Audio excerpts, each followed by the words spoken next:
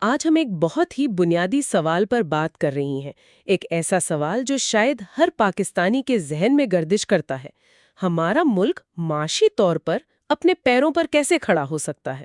اور اس پر ہر کسی کی اپنی رائے ہوتی ہیں۔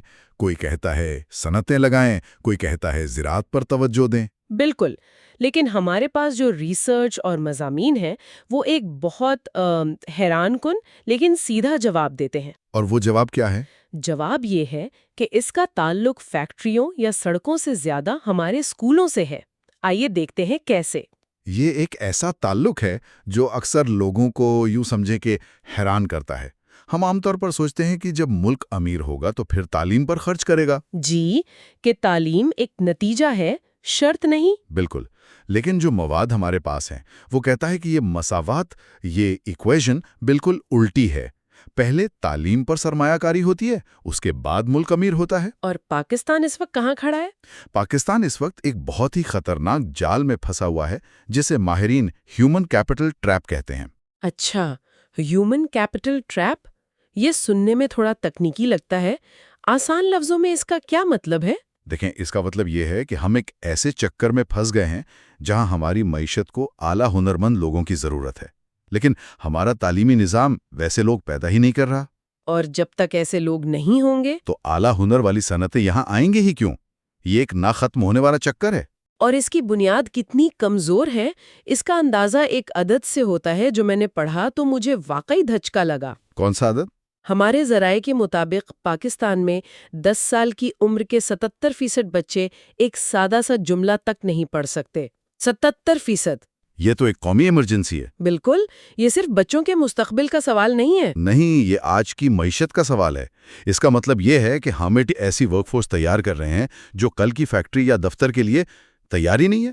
ہم ایسی افرادی قوت بنا رہے ہیں جو صرف انتہائی بنیادی کام کر سکتی ہے، جس کی دنیا میں اب کوئی خاص قدر نہیں رہی۔ بالکل۔ ٹھیک ہے، تو بنیادی تعلیم کا مسئلہ تو بہت سنگین ہے، لیکن ایک دلیل یہ بھی تو دی جاتی ہے کہ ٹھیک ہے، شاید ہمارے لوگ بہت پڑھے لکھے نہ ہوں، لیکن ہم محنتی تو ہیں۔ کیا ہم صرف مینوفیکچرنگ میں کمال نہیں کر سکتے؟ مطلب دنیا کے لیے بہترین شرٹیں، بہترین قالین نہیں بنا سکتے؟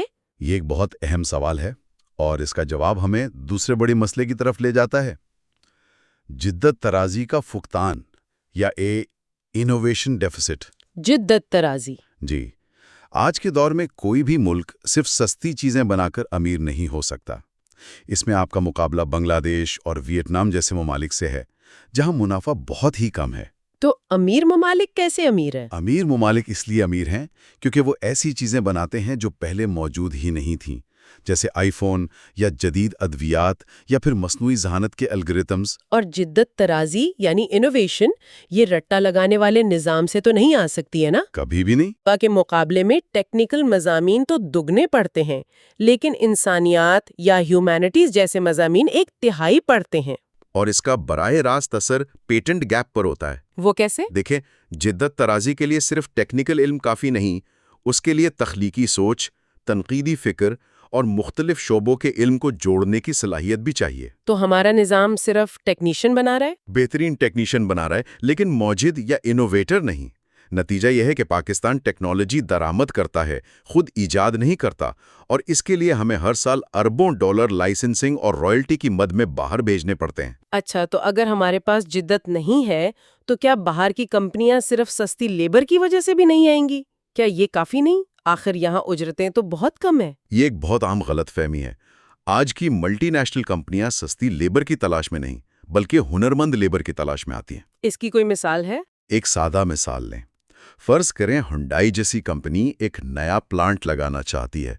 وہ حساب لگائے گی کہ کیا پاکستان میں ایک غیر ہنرمند مزدور کو بالکل شروع سے تربیت دینا سستا پڑے گا، یا ویتنام یا تھائی لینڈ سے ایک پہلے سے تربیت یافتہ ٹیکنیشین کو بھرتی کرنا؟ اور ظاہر ہے جواب ویتنام یا تھائی لینڈ ہوگا۔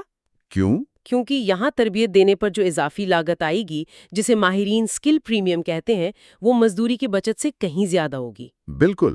اسی لیے جب چین سے کم لاگت کی مینوفیکچرنگ نکل رہی ہے تو وہ ویتنام اور بنگلہ دیش جا رہی ہے، پاکستان نہیں آ رہی۔ اور جب تک بڑی غیر ملکی سرمایہ کاری یعنی FDI نہیں آتی، نہ تو جدید ٹیکنالوجی ملک میں آتی ہے، نہ بڑے پیمانے پر اچھی نوکریاں پیدا ہوتی ہیں اور نہ ہی ہماری برآمدات میں اضافہ ہوتا ہے۔ لیکن یہاں ایک منٹ، ایک جوابی دلیل بھی تو ہے۔ ہمارے پاس دنیا کی سب سے بڑی نوجوان آبادی ہے، ہر کوئی اسے ہمارا ڈیموگرافک ڈیویڈنڈ کہتا ہے۔ کیا یہ اتنی بڑی تعداد کسی کام نہیں آئے گی؟ یہ شاید سب سے بڑا دھوکہ ہے جس میں ہم مبتلا ہیں۔ نوجوان آبادی بذات خود کوئی اثاثہ نہیں ہے، یہ ایک موقع ہے، لیکن یہ ایک بوجھ بھی بن سکتا ہے۔ تو مساوات کیا ہے؟ مساوات بہت سادہ ہے۔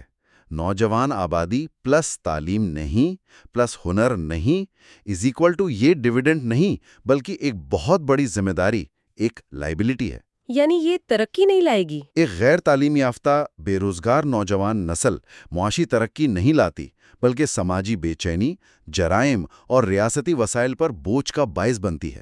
تو یہ تمام مسائل، کمزور تعلیم، جدت کی کمی، FDI کا نہ آنا اور نوجوان آبادی کا بوجھ بننا، یہ سب ایک دوسرے سے جڑے ہوئے ہیں۔ جی بالکل۔ لیکن پھر سوال یہ پیدا ہوتا ہے کہ ہم اس پر زیادہ پیسہ خرچ کیوں نہیں کرتے؟ آخر تعلیم کو ترجیح کیوں نہیں دی جاتی؟ کیونکہ ہم ایک اور شیطانی چکر میں پھنسے ہوئے ہیں، مالیاتی استحکام کا چکر۔ یہ کیسے کام کرتا ہے؟ یہ ایسے کام کرتا ہے، جب معاشی ترقی کم ہوتی ہے تو حکومت کو ٹیکس بھی کم ملتا ہے۔ اور پاکستان کی ٹیکس ٹو GDP شرح تو پہلے ہی دنیا میں سب سے کم ہے، تقریباً 10%۔ بالکل۔ جب ٹیکس کم آتا ہے تو تعلیم جیسے شعبوں کے لیے فنڈز بھی کم ہوتے ہیں، اور جب تعلیم پر خرچ کم ہوتا ہے تو انسانی سرمایہ مزید کمزور ہو جاتا ہے، جس سے معاشی ترقی اور بھی کم ہو جاتی ہے۔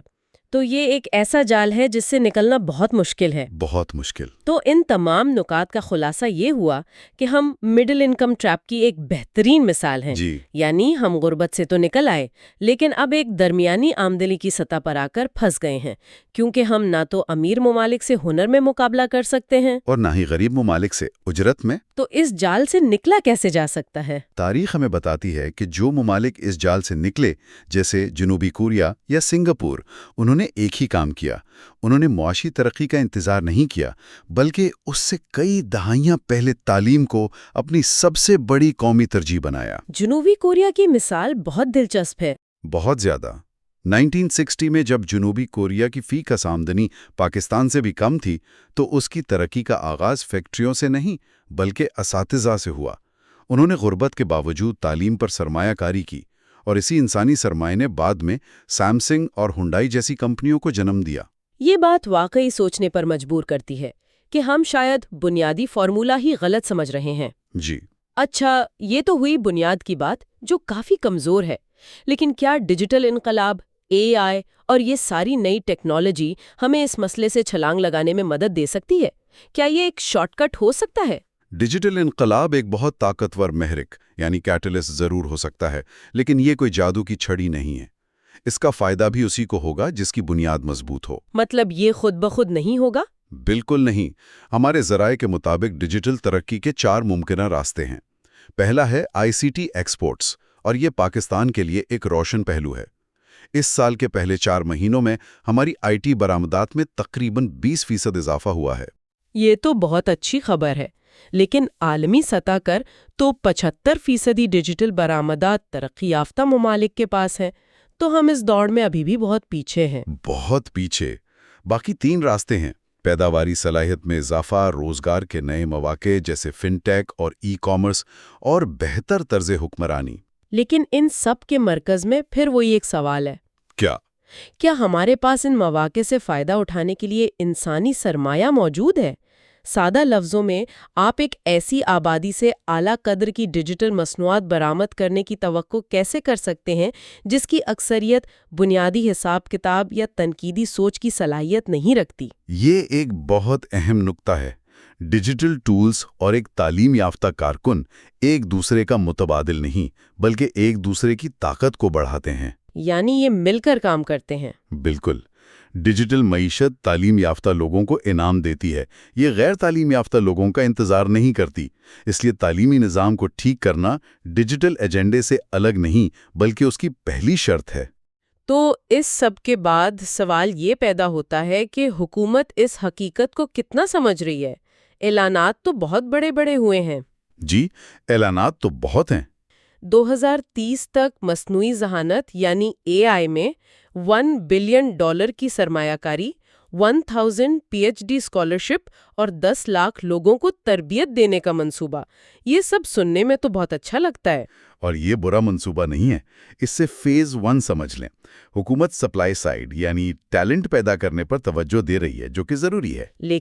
لیکن ہمارے ذرائع، خاص طور پر PSHA یعنی پاکستان سافٹ ویئر ہاؤسز ایسوسی ایشن کی تجاویز سے پتہ چلتا ہے کہ حکومت تصویر کا دوسرا اور شاید زیادہ اہم حصہ نظر انداز کر رہی ہے۔ اور وہ کیا ہے؟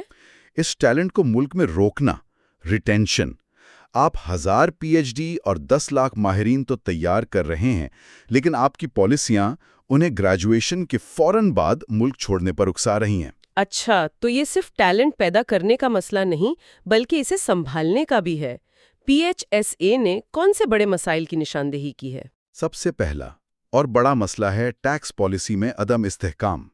IT برآمدات پر جو ٹیکس میں رعایت ہے، وہ 30 جون 2026 کو ختم ہو رہی ہے۔ تو انڈسٹری کیا چاہتی ہے؟ انڈسٹری کہہ رہی ہے کہ ہمیں کم از کم 10 سال کا واضح روڈ میپ دیں تاکہ ہم طویل مدتی سرمایہ کاری کر سکیں۔ پالیسی کا ہر سال بدلنا سرمایہ کاروں کو بھگا دیتا ہے۔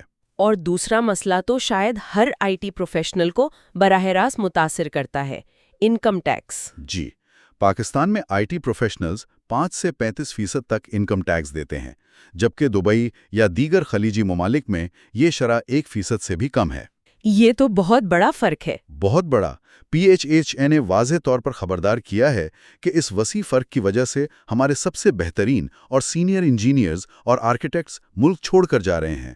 یہ برین ڈرین کی سب سے بڑی وجہ ہے۔ تو مطلب ہم ایک طرف لاکھوں لوگوں کو ٹریننگ دے رہے ہیں اور دوسری طرف ہماری ٹیکس پالیسی ان کے لیے باہر جانے کا راستہ ہموار کر رہی ہے۔ یہ تو بہت ہی متضاد بات ہے۔ بالکل۔ اور تیسرا مسئلہ ہے بین الاقوامی ادائیگیوں پر 15% ود ہولڈنگ ٹیکس۔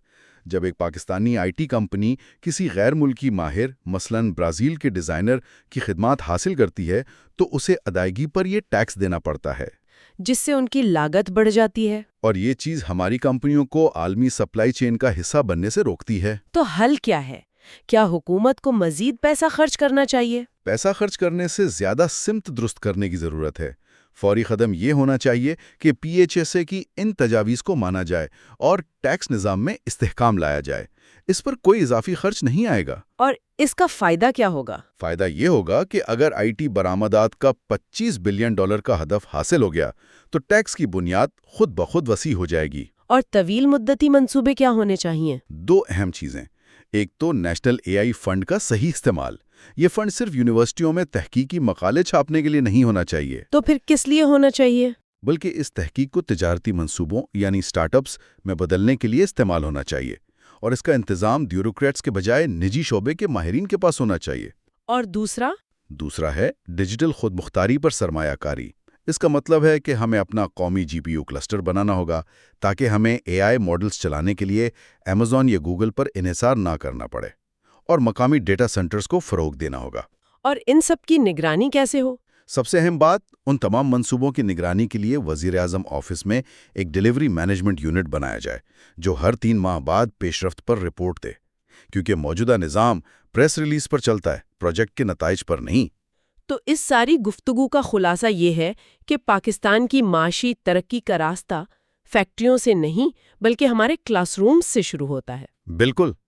تعلیم ترقی کا نتیجہ نہیں بلکہ اس کی پہلی اور سب سے اہم شرط ہے، اور ڈیجیٹل انقلاب ایک تیز رفتار گاڑی کی طرح ہے، لیکن اسے چلانے کے لیے ایندھن چاہیے، اور وہ ایندھن ہمارا انسانی سرمایہ ہے۔ جی۔ آخر میں ایک سوچنے کی بات، حکومت نے ویژن کا اعلان کر کے آسان کام کر دیا ہے۔ اصل امتحان آئندہ بجٹ یعنی مالی سال 26-27 ہوگا۔ اس بجٹ میں کیا دیکھنا ہوگا؟ دیکھنا یہ ہوگا کہ کیا حکومت ان بنیادی مالیاتی اور ریگولیٹری مسائل کو حل کرے گی جو ہمارے بہترین دماغوں اور سرمایہ کو ملک سے باہر دھکیل رہے ہیں، یا یہ سب کچھ صرف فیتے کاٹنے کی تقریبات تک محدود رہے گا۔ تو اصل چیلنج کیا ہے؟ اصل چیلنج صرف یہ نہیں کہ لاہور میں ایک AI انجینئر کو ملازمت دینا دبئی سے سستا ہو، بلکہ اصل چیلنج ایک ایسا ماحول بنانا ہے جہاں لاہور کا وہ انجینئر دبئی سے زیادہ کمانے کا موقع ملنے کے باوجود یہیں رہنا چاہے۔ یہ تو امید اور مواقع کی جنگ ہے۔ بالکل، یہ امید اور مواقع کی جنگ ہے، صرف ٹیکس پالیسی کی نہیں، اور یہ ایک ایسی دوڑ ہے جسے ہم فی الحال ہار رہے ہیں۔